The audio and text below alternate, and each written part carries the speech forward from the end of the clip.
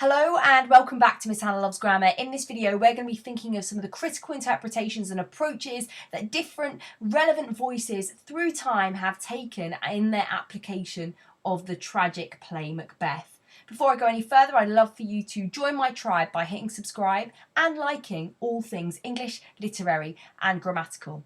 So let's get to it. Why do you need this video? Well, as you can probably recognise, for you to write a brilliant essay on Macbeth, you're going to need to make relevant links between texts and comment on how others, such as critics or critical positions, have viewed the text and how those views might be different. So that links into AO3, but equally into AO4, this idea of how you explain the social, historical, political, personal backgrounds of the writer. So I want to give you that in the quickest, most condensed form ever. And if you want more information or you want more videos like this, please comment down below so I know exactly what to make more of. So if we trace it right the way back to the 17th and 18th century, criticism at the time was more fueled and focused on the moral questions that characters like Macbeth and Lady Macbeth end up posing, and actually how these characters are representatives of other types of person that people should be wary of. So if you like Macbeth as a cautionary tale, as a tragic play for people to question their own reality with. An example of this is a very flamboyant voice, Samuel Johnson. In 1765, he writes a critical reflection entitled Miscellaneous Observations on the Tragedy of Macbeth, which, as you can see, is him commenting on the implications of this play. And he reflects on the characters of Lady Macbeth and Macbeth in detail. He says Lady Macbeth is merely detested, and though the courage of Macbeth preserves some esteem, every reader rejoices in his fall.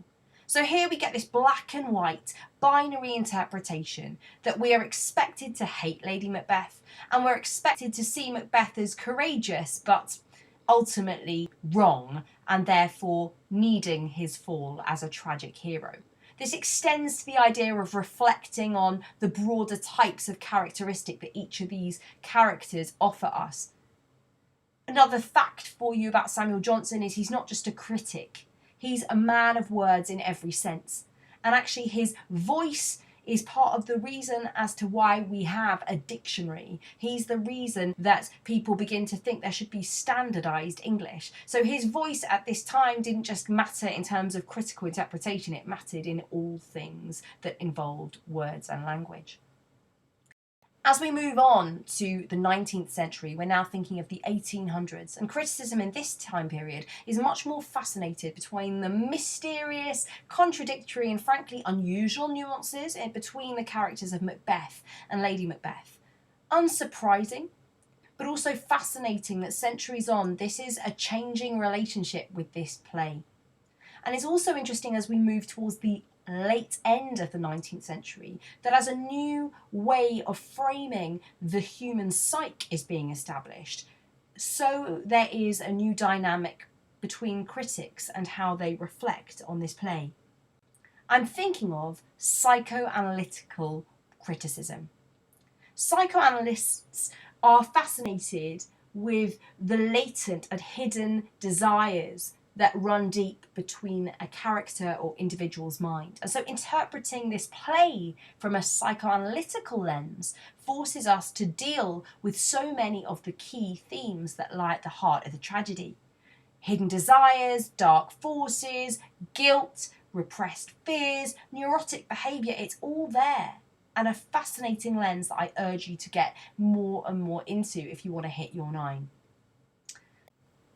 By the 20th century, feminist criticism had a huge impact on the way that individuals, audiences, directors chose to shape this play Macbeth. In particular, the issues of gender, when reflected through the lens of the dynamic between Macbeth and Lady Macbeth, hold true. The depiction of the witches from a totally different perception. It all hinges on whether we see these characters as equal, or if women having power automatically makes them bad, as was historically implied, as you heard earlier from Samuel Johnson. Let's zoom in a little further now. So Janet Alderman argues that the play is concerned with eliminating the female by trying to establish the male as self-sufficient. So in Act 1, Lady Macbeth telling her husband how he should act and be is a problem, and therefore that leads to his fall. But by Act 5, they are no longer close, and in fact he's relied on the witches, equally a force for doom and gloom, and Macbeth is self-sufficient in some sense, but also on a path of failure and doom because he doesn't choose to use the support of others.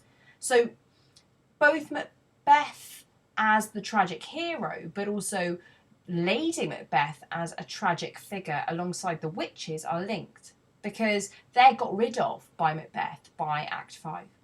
I think it's interesting that Janet Alderman chooses to call her critical book Suffocating Mothers, Fantasies of Maternal Origin. And so there's a stemmed link here between the absence of mother figures in a positive light in this text also. To take a different feminist interpretation, it's worth hearing Marilyn French. In her essay, Macbeth and Masculine Values, she sees the central struggle of the play between the idea of masculine aggression being insensitive to the reality that Macbeth has a softer side. And actually this softer maternal quality is crushed in the play. And because he's stifled from being himself, that's what leads him to a tragic fall. It's important to say that across this whistle-stop tour of some critical interpretations, I am jumping over time periods really rapidly. If you want more detail on this, please do comment down below. The final interpretation that I think is quite easy to weave into an essay is the notion of historicist criticism. The broad parameters of a historicist interpretation is when we believe that the events that were shrouded around the context, if you like, Shakespeare writing this text, have an implication on how we perceive the events as they are shown to us. Terence Hawkes is a very good voice who regularly stems his thoughts into historicist criticism. And he offers his interpretation of Macbeth as linked to events such as the accession of King James I to the throne, uniting Scotland and England, hence portraying this particular play at that particular moment in history, alongside the events of the Gunpowder Plot and, dare I say it, the colonisation of Ireland and New England. He relates the play to ideas about witchcraft and national unity that King James definitely stood firm on. What's powerful about grounding your response into another critic is you're establishing for your examiner that you are fully versed and aware of the broader dialogues between this text and other time periods. I hope it's of help, and don't forget to subscribe.